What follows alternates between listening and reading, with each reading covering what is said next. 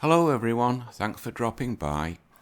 With the coronavirus pandemic still gripping the Western world and the world beyond the Western world, with governments starting to shut down entire cities to try and contain it, as in the Australian government in Melbourne, the world's industry is still contracting and in convulsions through it.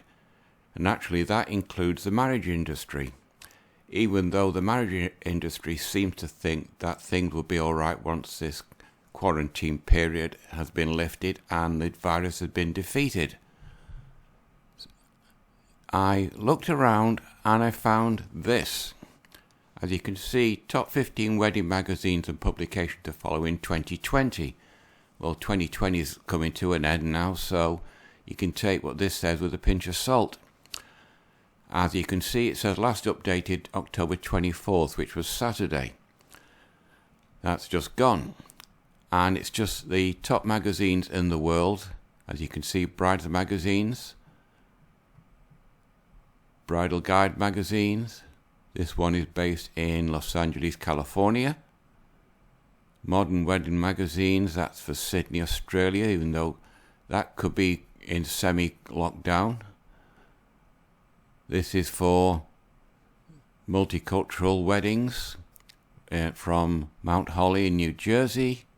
And this is for brides who are no longer slim. This is World Magazine, Scotland, Newport Wedding Magazine, Utah, that's Mormon country, and Sunderland, that's north of here in Britain and in the West Midland.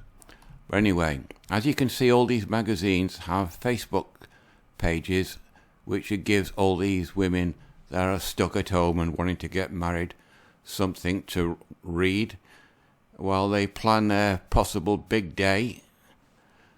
Unfortunately, the coronavirus has other ideas, as I found this NBC News site.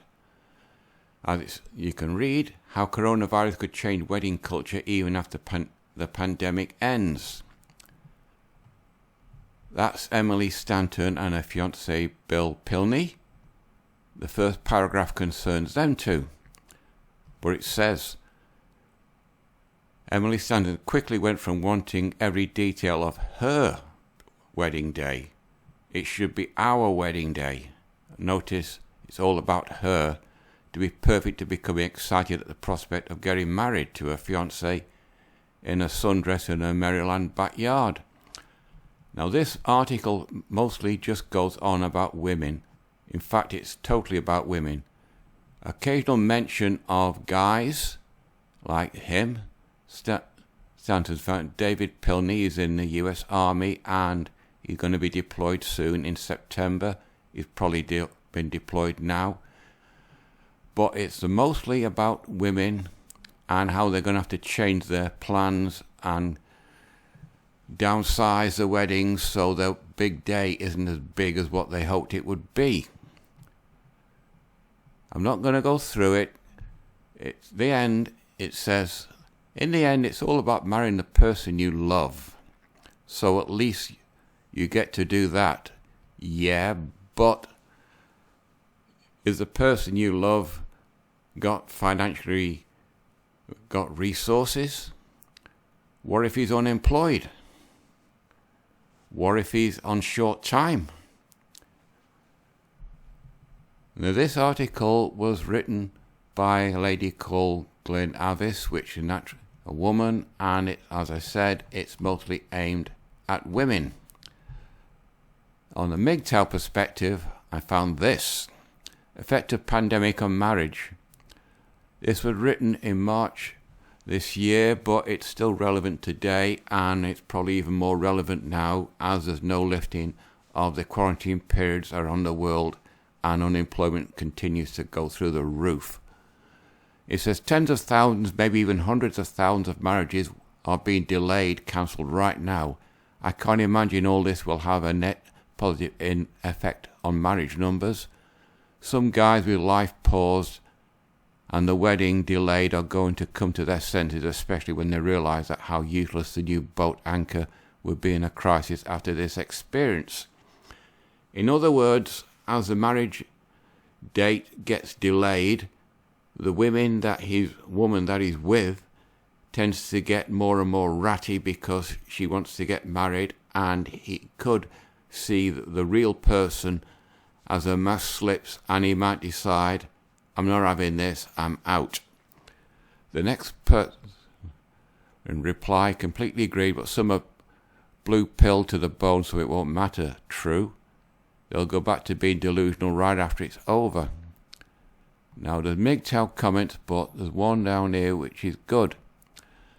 The pandemic is also going to be directly as a catalyst for numerous divorces. Now that's for people that are already married and the guy's lost his job. Married men who are unemployed or struggling financially have absolutely no objective value to the woman they are with. Increasing divorce filings throughout 2020. I'll have to have a look around for that once 2021 comes around to see if the rate of divorces has gone up this year. If so, then this is a good indication of what's been the reason for it. Now he replies, neither the host nor the parasite will get a slight break from each other to keep the happiness charade for long. That means they're both stuck at home in the place and they're both getting on each other's nerves. Once a man sees how much he does in a relationship and how little he is actually valued compared to her, he will remark about it, and then when the shit hits the fan, it's his fault because he mentioned it. Now this guy, I know one wedding that was supposed to take place in April, May. The wedding is being delayed and reduced in size or something. I know enough about the bride who's going apeshit crazy right now. As I said, the longer it drags on, the more frustrated the woman gets because she wants to get married and have her big day, and her mask might start to slip and the guy sees the real person who he's with. I know the groom might see enough of her real nature to grab his parachute and bail. There's one at the bottom.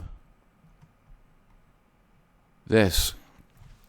I know a 30-year-old beater due to get married to his 30-year-old pumpkin next month. He's a standard IT worker, blah, blah, blah. My prediction, marriage and pregnant with the first child after 3 months.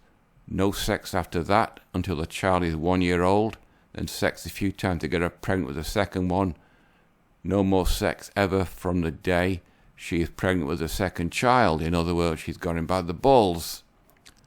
As soon as the second child starts full-time school, he will get the, quote, I love you, but I'm not in love with you speech, and he'll be kicked out of his house that he probably paid for.